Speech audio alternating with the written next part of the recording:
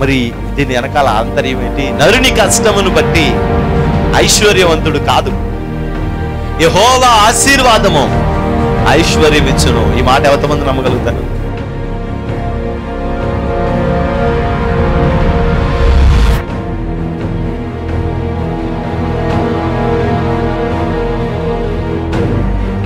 ఆ రక్షణను మనం చూడాలి, అనేక ఆత్మల రక్షణను మనం చూడాలి. దేవుని యొక్క మందిరంలో దేవుడు చేసే అద్భుత కార్యాలన్నిటినీ మన కన్నులారా మనం చూడాలి. నేడు ఈ ఇంటికి రక్షణ వచ్చింది. ఎప్పుడో మన దోషములను మనం విడిచిపెట్టుకున్నాం.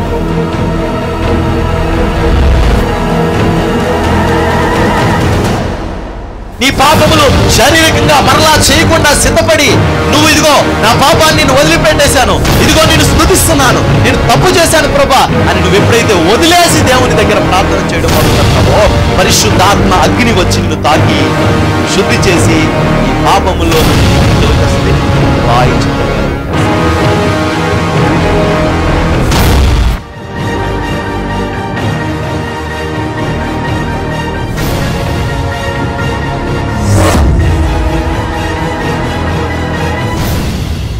భక్తుడు, నీవు నన్ను పరిశోధించి అనే పదాన్ని మనం చూస్తున్నాం. నీవు నన్ను పరిశోధించి, దేవుడు మనల్ని పరిశోధించి తెలుసుకోవాలనుకుంటున్నాడట. శోధన, పరిశోధన. శోధన అంటే ఒక వ్యక్తి తను చేసుకున్న పొరపాటును బట్టి, తప్పును బట్టి ఆ వ్యక్తి శోధించబడతాడు, మరులు కొలపబడతాడు. ఈ పరిశోధన మనకు వచ్చినప్పుడు, ఈ పరిశోధనలో మనకి ప్రమోషన్ కలుగుతుంది. స్తోత్రం. ఈ శోధనలో మనం నాశనం అవుతాం, కానీ మన పరిశోధనలో మాత్రం మనం ఇంకొక మెట్టు దేవుడిలో ఎక్కడానికి అవకాశం ఏర్పడుతుంది. స్తోత్రం. కాబట్టి ఆ పరిశోధనని దావీదు ఏమంటున్నాడంటే, నువ్వు నన్ను పరిశోధిస్తున్నావు ప్రభా, నువ్వు నన్ను పరిశోధించి చూస్తూ ఉన్నావు, నువ్వు నన్ను గమనిస్తూ ఉన్నావు. దేవుడు ప్రతి మానవుడిని కూడా ఖచ్చితంగా పరిశోధన దగ్గరికి తీసుకెళ్తాడు. ఆ పరిశోధనలో నిలబడతామా లేదా అని చూస్తూ ఉంటాడు దేవుడు. ఆ పరిశోధనలో నిలబడితే ప్రమోషను, ఆ పరిశోధనలో నిలబడలేకపోతే ఇంక అక్కడితో క్లోజ్ అవుతుంది. ఇంకా ప్రయత్నం ఉంటాడు, ఎగబాగుతూ ఉంటాడు. ఎంత ఎగబాగినా ఇంకా తర్వాత వచ్చే ప్రయోజనం ఏమీ ఉండదు. ఒక కొట్లో ఒక అబ్బాయి పనిచేస్తున్నాడంట. పనిచేస్తాడు, చాలా నమ్మకస్తుడు, చాలా అద్భుతమైన నమ్మకస్తుడు అంట. ఎంత నమ్మకస్తుడో చెప్పలేమంట. ఆ నమ్మకంగా పనిచేస్తుంటే ఒకరోజు ఒక అతను చెప్పాడు, ఏమంటే మీ దగ్గర పనిచేసేవాడు ఉన్నాడు కదా, ఆడు బాగా డబ్బులు సంపాదించున్నాడండి, చాలా చక్కగా డబ్బులు సంపాదించుకుంటున్నాడండి అన్నాడట. వారంలో ఎంతనం బోళ్ళు డబ్బులు సంపాదించున్నాడండి అని చెప్పాడంట. ఆ మాట అనేసరికి, ఎలా సంపాదించాడు డబ్బులు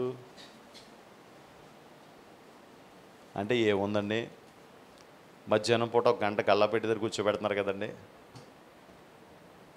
అక్కడ కొంచెం గుర్తుపడుతున్నట్టున్నాడండి అన్నాడు. చాలా నమ్మకస్తుడే, చాలా మంచోడే, చాలా యథార్థవంతుడే. సరే, సరాసరి డైరెక్ట్గా మనం అడిగామంటే పాపం వాడు కాకపోతే కనుక చిన్నపోతాడు, నాకు ఒక నమ్మకస్తుడు కోల్పోతానని చెప్పి అతను ఏం చేశాడంటే పరిశోధించడం మొదలుపెట్టాడు. టెస్ట్ చేస్తూ ఉన్నాడు. వాడికి అప్పగించే ముందు ఆ గల్లాపెట్టిలో డబ్బులన్నీ బయటికి పంపించేవరే, ఈ పలానా తెలిసి తీసుకురామ్మా అని చెప్పేసి పంపించి ఆ డబ్బులన్నీ తీసి లెక్క కట్టి, ఆ లెక్క అందులో పెట్టుకుని రాసుకుని ఇతను వెళ్ళిపోతున్నాడు.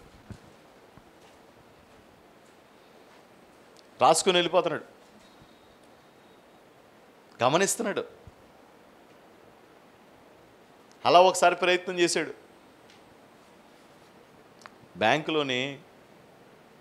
బ్యాంకులో టెస్ట్ జరుగుతుంది. ఒకసారిగా ఆఫీసర్ వచ్చేస్తాడు క్యాషియర్ దగ్గరికి. వచ్చి ఏం చేస్తాడంటే వాళ్ళ డబ్బులన్నీ లెక్కట్టాడు. కౌంటర్లో, క్యాష్ కౌంటర్లోంచి ఈయన డబ్బులు తీసి ఆ డబ్బులు తన దగ్గర పెట్టుకుంటాడు. క్యాష్ కౌంటర్లోంచి కొన్ని డబ్బులు తీసి ఆ దగ్గర పెట్టుకుంటాడు. సాయంత్రం డబ్బులు అప్పు చెప్పాలి. డబ్బులు అప్పు చెప్పేటప్పుడు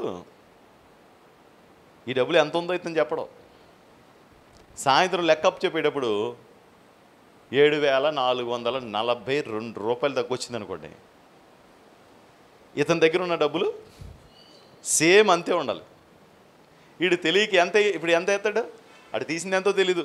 ఒకవేళ ఇందులో చేద్దాం, ఏదో కలుపుదాం, మతలబు చేద్దాం అంటే అలా రిస్క్ అయిపోతూ ఉంటారు అన్నమాట. ఎక్కువ వస్తే ఎందుకు ఎక్కువ వచ్చిందని అడుగుతాడు. అంటే నువ్వు డబ్బులు వేసావు దీంట్లో. తక్కువ వస్తే డబ్బులు ఏం చేసావు అని అడుగుతాడు. ఇది బ్యాంకు వాళ్ళ పరిశోధన. తన దగ్గర పనిచేసేవాడికి అనుమానించడం అంటారా, ఇంకోటి అంటారా, అది అనవసరం. దీన్ని పరిశోధన అంటారు. సాయంత్రానికి లెక్క వచ్చిందనుకోండి, ఇలా 14 సార్లు వీడికి పరీక్ష జరిగింది ఆయా ఊర్లో, ఆ ప్రాంతాల్లో, జాబులో. ఒక్కసారి కూడా ఇంత రిమార్క్ రాలేదంట. అవే అడుగుతాడు లాస్ట్లో. ఏమని తెలుసా, నాకు ఇంత రిమార్క్ రాలేదు, నాకు ప్రమోషన్ ఎందుకు ఇవ్వలేదని అడుగుతాడు. వీడి దగ్గర 1,90,000 ఉన్నాయనుకోండి తప్పులు, వీడికి ప్రమోషన్ రాదు.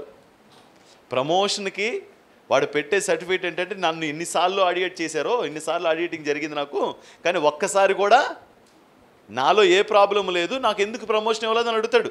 పైకి పెడతాడు లెటరు, దానికి సమాధానం చెప్పాలి అవతలాడు. ఇది పరిశోధన. ఆ పరిశోధన అతనికి ఏం తెచ్చిపెట్టిందంట, ప్రమోషన్ తెచ్చిపెట్టింది. ఆ ప్రమోషను దొరకాలంటే ఏం చేయబడాలి, పరిశోధించబడాలి. దేవుడే పరిశోధిస్తాడంట. దేవుడే మనందరినీ పరిశోధిస్తూ ఉంటాడు. ఏమండి దేవుడు తెలియదండి అంటే అని అనుకుంటూ ఉంటాం. ఏమండి మన కుక్క బుద్ధి దేవుడు తెలీదా? మన ఈ లోక సంబంధమైన బుద్ధి దేవుడు తెలియదండి ఏమండి? తెలుసు అంటారా, తెలియదంటారా? ఏమండి మనం ఇలా తయారవుతామని దేవుడు తెలుసు అంటారా, తెలియదంటారా? ఏమండి తెలిసి ఇలా చేసాడంటారా? తెలిసి ఇలా చేసాడంటారా? దేవుడు తెలిసి ఆ నియమాలు పెట్టాడంటారా? తెలిసే చెడిపోతామని చెప్పేసి అవన్నీ తీసుకొచ్చి మన దగ్గర పెడతాడా దేవుడు? తెలియదు అంటున్నారు. అసలు తెలుసా తెలీదా? దేవుడికి అవి తెలుసా లేదా? తెలీదా అంటే ఆయన దేవుడు కదండి, తెలిసే ఉంటుందండి. మరి తెలిసి ఆయన మనకి ఇలాంటి శోధన పెడతాడంటే లేదండి, అలా ఎందుకు పెడతాడండి? ఆయనలా తప్పు చేసేవాడు కాదు కదండి దేవుడు. ఆయనే ప్రేరేపింతాడా పాపం చేయడానికి? దావీదు పాడైపోతాడని దేవుడు తెలీదా? పాడవకుండా చాలామంది ఏమంటారంటే ఆపేయచ్చు కదండి దేవుడు. దావీదుని ఆపేయచ్చు కదండి దేవుడు. అసలు పైకి వెళ్ళేటప్పుడే దావీదు కళ్ళకి అలా బయలు గమ్మేయచ్చు కదండి, బెత్షెబా కనబడకుండా. ఓకే, కనబడింది అనుకోండి, దావీదు మనసులోకి పరిశుద్ధాత్మ దేవుడు వచ్చేసి అతని మనసులోకి అద్భుతమైన క్రియ చేసేయచ్చు కదండి. మరి ఎందుకు అలా చేయలేదండి? అదే తీర్పు ఎలా తీరుతాడు? దేవుడే మనలోకి వచ్చేసి మనకి అసలు బొత్తిగా నీతి ఉండదు. పరిశుద్ధాత్మ దేవుడు నాలోకి వచ్చేసాడు, ఆయనే మొత్తం నాలో అన్నీ చేస్తున్నాడండి. ఆయన నీలో చేసేది ఏంటంటే ఆయన నీకు బోధిస్తాడంతే, బతికించడం. ఆయన నీకు బోధిస్తాడు, నువ్వు ఇలా ఉండాలి, దీనివల్ల ఇలా అవుతుంది నీ జీవితం, దీనివల్ల నీ జీవితం ఇలా మారిపోతుంది, కాబట్టి నువ్వు ఇలా జీవించాలి అని పరిశుద్ధాత్మ దేవుడు మనల్ని ఏం చేస్తుంటాడు? బోధిస్తూ ఉంటాడు. ఆ బోధించినప్పుడు ప్రభువా నువ్వు నాకు ఇలా బోధించావు కదా, నేను ఇలా ఉంటాను, నాకు సహాయం చేయంటే సహాయం చేస్తాడు. మనమే గుట్టకలు మింగేస్తున్నాం అనుకోండి అని టీవీ చూస్తానే, దేవుడిని మనమే సహాయం అడగలేదుగా. ఆత్మ తానే మనకు సహాయం చేయడానికి నువ్వు సహాయం ఎక్కడ అడిగావు? అలా గుట్టకలేస్తున్నావు. ఈ గుటకలేసుకునేవాడికి దేవుడికి ఏం చేస్తాడు? వీడి జీవితంలో నీతి లేనప్పుడు దేవుడు ఏం చేస్తాడు? ఏమి చేయడు. సరే చూస్తూ ఉంటాడు దేవుడు, చూస్తూ ఉంటాడు. న్యాయాధిపతుల గ్రంథం అంతా మనం చూస్తే, న్యాయాధిపతుల గ్రంథం మొత్తం గ్రంథం అంతా, ఆ గ్రంథంలో ఏం రాసి ఉంటుందంటే, ఇశ్రాయేలీలు తేడా కొట్టినప్పుడల్లా దేవుడు ఏం చేసేవాడంట? మోయాబీల్ని రేపేవాడంట. దండి అన్న రండి అమ్మ రండి. వాళ్ళు వచ్చి వీళ్ళ మీద భయంకరంగా యుద్ధం చేసి వీళ్ళ మీద భయంకరమైన ఒత్తిడి తీసుకొచ్చేవారు. వాళ్ళని ఏలికలుగా చేసేవాడు. చుకుబుకులతోనూ, కొరడాలతోనూ, కత్తులతోనూ, ఈటిలతోనూ వాళ్ళని బాధ పెడతా వచ్చేవారు. వాళ్ళు మళ్ళీ వీళ్ళకి బుద్ధి కలిగేదంట. అది ఫస్ట్ కనబడిపోతే చదువు నా సార్ ఆ మాట. దోషులైనందున రాస్తుంది కదండి. ఏమైనా ఉందండి? ఇశ్రాయేలీలు యెహోవా దృష్టికి దోషులైనందున ఎవరికి అప్పగించాడంటండి? మిద్యానీయులకు అప్పగించాడంట. వాళ్ళు దోషులైనందున ఎన్నాళ్ళు అప్పగించాడు? 7 ఏండ్లు అప్పగించాడంట. ఇలా కనబడతా ఉంటాయి మనకి న్యాయాధిపతుల గ్రంథంలో. ప్రభా నన్ను ఎందుకు అప్పగించావు? నీవు దోషివయ్యావు కాబట్టి నిన్ను అప్పగించాడు. మరి 7 ఏళ్ళ తర్వాత ఎందుకు తీసుకొచ్చాడు దేవుడు? 7 ఏళ్ల తర్వాత వాళ్ళని ఎందుకు తీసుకొచ్చాడు? అవి కూడా అధ్యాయంలోనే ఉంటాయి. ఏమన్నది? ఎంత మంచిగా ఉందో సార్, బైబిల్ అంటే అంత మంచిగా ఉందో అనుకోవట్లేదు. మోయాబీలు పెట్టు బాధకి ఇశ్రాయేలీయులు యెహోవాకు మొరపెట్టగా, దేవునికి స్తోత్రం. ఇలా దేవుడు తన ప్రవక్తల్ని, రాజుల్ని, న్యాయాధిపతుల్ని పంపిస్తూ వచ్చాడంట. ఇప్పుడు ప్రభా మా జీవితం ఇలా అయిపోయింది ప్రభా, నా పరిస్థితి ఇలా అయిపోయింది ప్రభా, నా జీవితానికి దిక్కు లేదు ప్రభా, నాకు ఆశ్రయం లేదు నా ప్రభా, నాకు ఆధారం లేదు ప్రభా అని మళ్ళీ వాళ్ళు వేడుకున్నప్పుడు దేవుడు మరలా వారికి సహాయం చేస్తూ వచ్చాడండి. అంటే దీన్ని బట్టి మనకు అర్థమయ్యేది ఏంటంటే, దేవుడు మన ముందు పెట్టేవి, మన జీవితంలో దేవుడు మనకు కలుగు చేసేవి, పాపం అనేది ప్రత్యేకంగా ఒకళ్ళకి పాపం ఒకళ్ళకి పుణ్యం అని ఉండదండి. మనం పరిగెడితేనే ఆ పాపం దగ్గరికి మనం వెళ్తామండి. మనమే పరిగెట్టుకుని వెళ్తామండి పాపం దగ్గరికి. పాపం ఎప్పుడు ప్రత్యేకంగా మన దగ్గరికి రాదండి. ఎవరి దగ్గరికి వస్తుంది? ఎందుకు వస్తుంది? పాపం దగ్గరికి పరిగెట్టుకెళ్ళాలి. మనం దాని గురించి వెంపర్లాడిపోవాలి, దాని గురించి ప్రయాసపడాలి. ఆఖరికి నీ సెల్ ఫోన్లో కూడా నువ్వు ఏం కావాలంటే అవి రావు, వస్తాయండి. ఏం కావాలంటే అవి వస్తాయండి. నువ్వు ఏం కొట్టుకుంటే అవి వస్తాయి. దాని మీద టైప్ చేయాలి. లేకపోతే ఈ ఎలక్షన్లో ఎవరు నెగ్గుతారు అన్నాం అనుకోండి, ఈ ఎలక్షన్ న్యూస్లు వస్తాయి అండి. హోసన్న పాటలు అనుకుంటాం అనుకో, హోసన్న పాటలు అన్నీ వస్తాయి. యెహోవానీసి సాంగ్స్ అనుకుంటాం, యెహోవానీసి సాంగ్స్ వస్తాయి. లేకపోతే ఎండమూరి వీరేంద్రనాథ్ గారిని కొడితే ఆయనది వస్తుంది. నువ్వు ఏం కొడితే అది వస్తుంది. రోజు ఏం కొడతావు అది నీకు అలా రిపీట్గా కనబడుతూ ఉంటుంది. అంటే పాపం దగ్గరికి మనం వెళ్తున్నాం, మన దగ్గరికి వస్తుందా? రోజు డిస్ప్లే చేస్తున్నాడా, నాయన ఈ బ్లూ ఫిల్లాలు చూడు, నాయన ఈ దరిద్రం అంతా చూడు, నాయన ఈ పెంట అంతా చూడు, ఈ పాస్ అంతా చూడని యూట్యూబ్ చూపిస్తాడా? చూపించట్లా. ఆడికి ఏం రూల్ అవుతున్నాయి అది వెళ్తూ ఉంటాయి అంతే. ఆ తర్వాత నువ్వు ఏది వాడుతున్నావు అదే పంపుతూ ఉంటాడు. అంటే అది కూడా నీకు స్వయంగా ఏమీ పరిచయం చేయదు. ఫేస్బుక్ దానంతరం అది ఆన్ అవుద్దా అండి? ఆన్ అవుతాం. దాన్ని మీరెళ్ళి అసలు మీ ఫోన్లో ఫేస్బుక్కే ఉండదు. ఆ ఫేస్బుక్ని మీరు ఏం చేసుకోవాలి? ఇన్స్టాల్ చేసుకోవాలి మీ ఫోన్లో. అసలు ఫేస్బుక్కే ఉండదు. అంటే దాని దగ్గరికి మనం వెళ్తున్నాం, మన దగ్గరికి అది వస్తుందా? మనమే కావాలని మనం దాన్ని ఏమంటే ఇన్స్టాగ్రామ్లో నేను నానా తిప్పలు వస్తున్నాయండి, అలాంటివి వస్తున్నాయండి అన్నాడు. అలాంటివి వస్తున్నాయి ఇన్స్టాగ్రామ్ దగ్గరికి. ఇన్స్టాగ్రామ్ ఫోన్లో ఉండదు. ఆ యాప్ నువ్వు ఎక్కించుకోవాలి. అది నీ దగ్గర ఉంటే అప్పుడు నీకు దాంట్లో అది మళ్ళీ ఉంటే కూడా కాదు, మళ్ళీ దాన్ని ఓపెన్ చేస్తే అప్పుడు నీకు దాంట్లో ఎన్ని కూడా బయటపడతాయి. కొన్ని విషయాలు మనకు తెలియదండి. ఇన్స్టాగ్రామ్ చూస్తేనంట అందరికీ తెలుస్తుందంట. మనం ఇన్స్టాగ్రామ్లో చూస్తున్న విషయం అంటే ఏం చూస్తున్నామో తెలియదు, కానీ ఇన్స్టాగ్రామ్ మనం వాడుతున్నంతసేపునంట మనం వాడుతున్న విషయం నాకు ఈ మధ్య ఎవరో చెప్పారన్నమాట. మా ఆవిడ ఇన్స్టాగ్రామ్ తెగ వాడేస్తుందని చెప్పేసాడు. ఇన్స్టాగ్రామ్ వాడేస్తుంటే నీకెళ్ళి తెలుస్తుంటే నేను ఎప్పుడు ఇన్స్టాగ్రామ్ ఆన్ చేసినా ఆమె లైన్లో ఉన్నట్టు లేకపోతే ఆమె చూస్తున్నట్టు నాకు తెలుస్తుంది అన్నాడు. ఎలా తెలుస్తుంది అన్నాను, చెప్పాడు ఇలా అని పలానా అని. ఈ మధ్య అంటే ఆమె బ్లాక్లో పెట్టింది నీ నెంబరు, అంటే వీడికి కనపడదంట. చూడండి దొంగలు మళ్ళీ అది కూడా చెప్తున్నాడు నాకు కనపడకుండా బ్లాక్లో పెట్టిందని. ఇంకేం జీవితం ఎందుకే మనిషి పాప ఇచ్చలకి ఏమవుతున్నాడంటే మరులు గొలపబడుతున్నాడు. ప్రభువా నీవు నన్ను పరిశోధిస్తున్నావు, ప్రభువా నా దగ్గరికి నువ్వు అన్నీ పంపిస్తూ ఉన్నావు, పంపించి నువ్వు నిన్ను చేస్తున్నావు అంటే పరిశోధన చేస్తూ ఉన్నావు, నన్ను పరిశోధన చేస్తున్నావు నాయనా అని. అదేదో బ్యాంకులోనంట ₹1,00,00,000 బంగారం పెట్టారంట. ₹1,00,00,000 తీరా చూస్తే ఆడియేట్ చేస్తే ఆ ₹1,00,00,000 బంగారం కాదంట. ఏంటి గిల్టీ కట్టి ఉంటాయి కదా, గిల్టీ కూడా కదా, కట్టి అంటారు సార్ అయ్యి. మరి అప్రైజర్ ఏం చేస్తున్నాడు, దోళ్ళగా కాస్తున్నాడా? అప్రైజర్కి ఎంత జీతం? అప్రైజర్ జీతం ఎంత ఉంటుంది అంటే ఎంత వస్తుంది?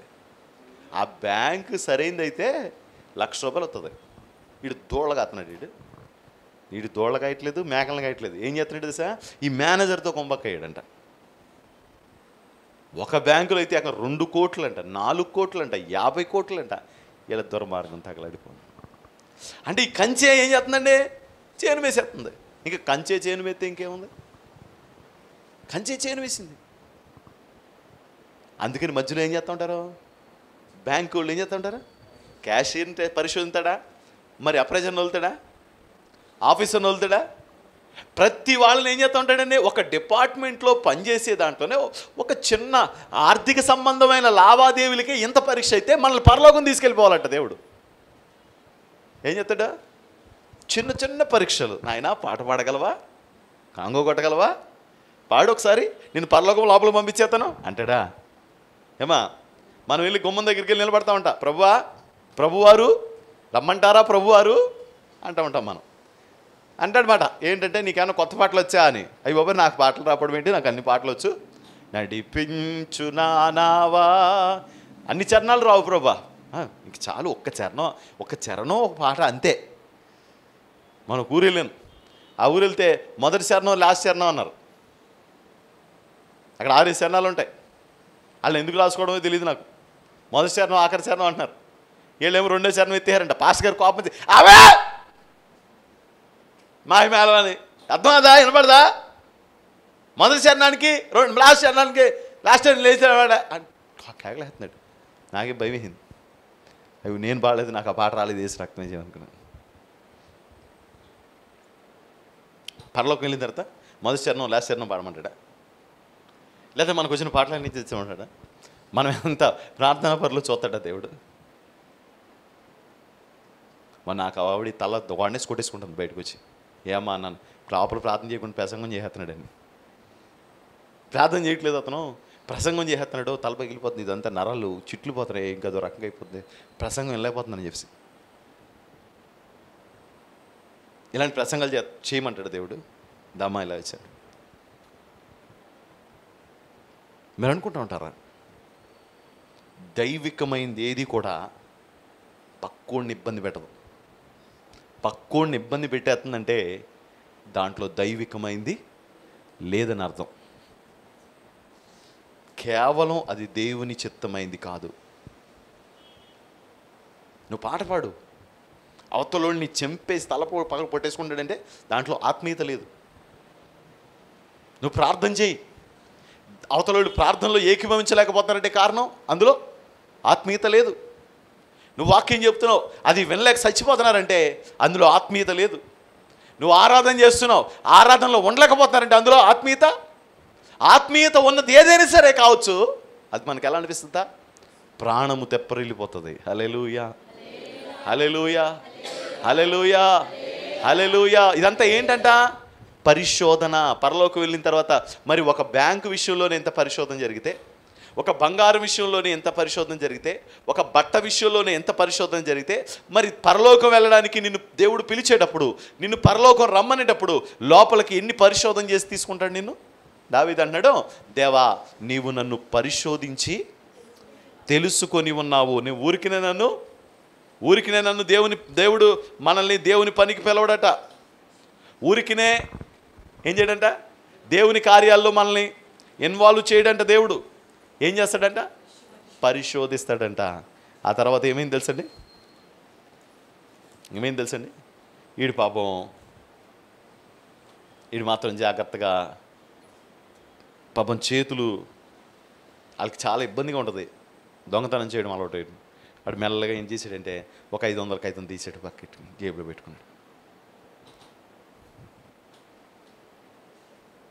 సాయంత్రం వచ్చాడు, ఎరా కూరలు ఏమైనా అమ్మేవా? అమ్మానండి. ఎంత అమ్మేవరా? 200-300 అమ్మి ఉంటారండి. దాంట్లో వేసి ఎత్తానండి అంతే. నేను గబుక్కుని చూడండి, నాకు అలా చూసి అలవాట్లేదండి, అలా ఈ లోపల వేసానండి అయ్యగారు. సరే అయ్యా. మొత్తం అన్నీ లెక్కెట్టాడు, కరెక్ట్గా 500 తక్కువ ఉంది. ఇప్పుడు అడుగుతాడా? అడగడు. ఏం చేస్తాడు? మళ్ళీ తర్వాత రోజు మధ్యాహ్నం మళ్ళీ డబ్బులు లెక్కబెట్టి మళ్ళీ ఒకసారి అలవాటైంది అనుకోండి దొంగతనం, మానలేరు. దొంగతనం దగ్గర ఉన్న భయంకరమైన జబ్బు ఏంటంటే ఒక్కసారి కనుక అలవాటు అయితే దాన్ని మానలేరు వాళ్ళు.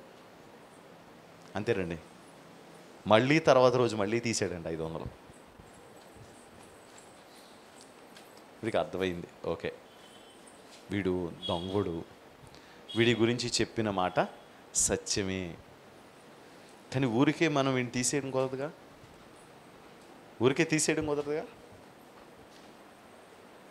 మెల్లగా సరే రా 2 రోజులు నువ్వు షాపుకి రాకు, సెలవు పెట్టుకో అని చెప్పాడు. అక్కడ ఒక సీసీ కెమెరా వేయించాడు. కర్మ ఏంటి తెలుసా? దొంగతనం చేసి వాడికి అక్కడ సీసీ కెమెరా ఉందని దొంగతనం చేస్తాడు.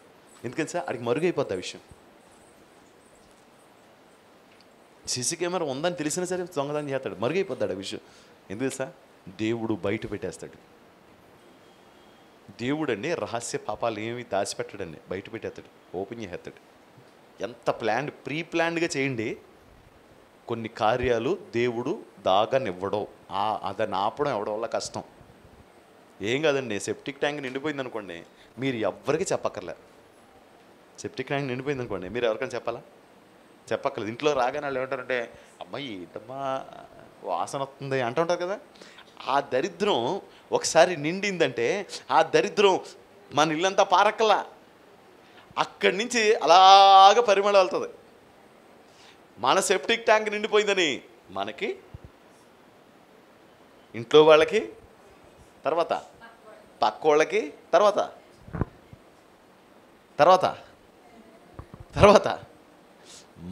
మనం ఏమనుకుంటాం? సెంటు కొట్టేశాం, అస్సలు ఏం తెలియదు. దేవుడు మనల్ని అసలు బయటకు వచ్చారు. ఈడు పాపం అలాగా చూస్తున్నాడు, సీసీ కెమెరా పెట్టాడు. నాయనా నిన్ను ఎంతో నమ్మకస్తుడిగా భావించాను రా, నేను దెబ్బ కొట్టను, నిన్నేం అన్నాను, కానీ ఒక విషయం గమనించు, నిన్ను ఎంతో ప్రేమించాను, ఎంతో గౌరవించాను, ఎంతో అభిమానించాను, నా సొంతవాడి అన్నట్లు నీకు కౌంటర్ ఇచ్చాను, కానీ నువ్వు ఎంత దుర్మార్గం చేసావు. ఎంతవరకు సబోరా ఇది చూడు, ఎంత దుర్మార్గంగా ఇలా 500 తప్పు అయిపోయింది అయ్యా, ఇంకెప్పుడు చేయనా, ఇంకా ఏమనుకోకరా, నువ్వు వెళ్ళిపో. ఎందుకంటే ఈరోజు దొంగగా నిన్ను ఒక మంచివాడిగా చూశాను, నేను ప్రేమించాను, నీకు సహాయం చేశాను. దేవుడు కూడా అలాగే అనుకుంటాడు, నేను నమ్మాను. దేవుడికి ఎప్పుడు నీ మీద అనుమానం వచ్చిందో ఆ రోజు నిన్ను పరిశోధించడం మొదలు పెట్టడానికి ఆయన ఏం పంపుతాడంటే శోధనను నీ దగ్గర పంపుతాడు. శోధనను మన దగ్గర పంపుతాడు. పంపినప్పుడు అది పరీక్ష అని తెలియక మనం ఏం చేస్తామంటే దాని వెనకాలే పరిగెడతాం, ఆ శోధన వెనకాలే పరిగెడతాం. దేవుడు గెహాజీకి పంపింది పరిశోధన కాదా? పరిశోధన కాదండి. ఆయన ఆయన అంత చూశాడండి. మీరు ఒకసారి ఆలోచించండి. అలాంటి దైవజనుడు తన దగ్గర ఉండగా తనకు ఆ పాడుబుద్ధి ఎందుకు వచ్చింది? రావడం కదండి, భయం కలగలగా. అయ్యో వీడు మామూలుడు కాదు, దైవజనుడు, ఇతను మామూలు దైవజనుడు కాదు కదా. దైవజనుడికి దేవుడు కృపను బట్టి బయలుపరుతాడు దేవుడు, కానీ దైవజనుడే తెలిసాడు ఎవరికి. ఏంటి అర్థం? నాకు తెలుసని వీడికి తెలిసిపోయింది అనుకో, పాపం వీడు ఇంకా లోకంలోకి వెళ్ళిపోతాడో, వస్తాడేమో బయటికి అనేసి దైవజనుడు ఏం చేస్తూ ఉంటాడు? వెయిట్ చేస్తూ ఉంటాడు. ప్రభువా వీడిని ఎలాగోలాగా దర్శించు, ఎలాగోలాగా బయటికి తీసుకురాని ప్రార్థన చేస్తుంటాడు. గెహాజీ విషయంలో కూడా దైవజనుడైన ఎలీషా అలాగే ప్రార్థన చేస్తున్నాడు. ప్రభువా వీడిని బయటికి తీసుకురా, ప్రభువా బయటికి తీసుకురా. డబ్బులు తీసేస్తున్నట్టు ఇస్కరియోతు యోధా గురించి యేసుప్రభు తెలీదా? పేతురు గారికి తెలీదా? యోహాన్ గారికి తెలియదండి? తెలిసి వీళ్ళందరికీ. కానీ మౌనం ఎందుకు? యేసుప్రభు నమ్మించి దాకా చూద్దామనా?